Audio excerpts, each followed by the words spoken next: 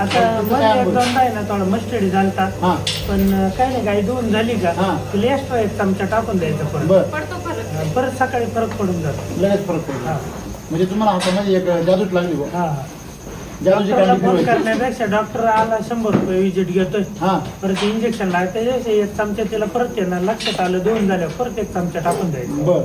बर तर समजा तुम्ही मिल्क चार्जर वापरता मग तो वापरल्यापासून तुम्हाला मिळालेले फायदे काय?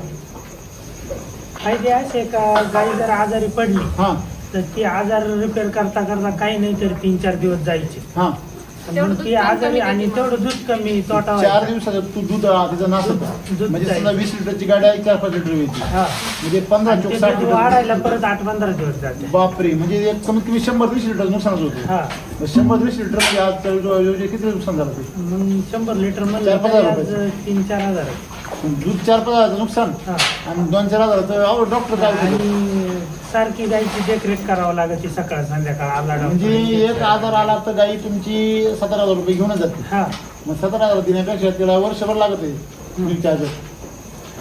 म्हणजे अख्ख्या वर्षाचा नफा ती याच्यात खाऊन टाकी द्या. हा एकदा आजारी पडल्यावर ती वर्षाचा नफा खाऊन टाकी. बरोबर आहे की नाही? म्हणजे ते आजारपण जर थांबवायचं असेल ती चाळण लॉक करायचं काम मिल्क चार्जर करते. हा ओके.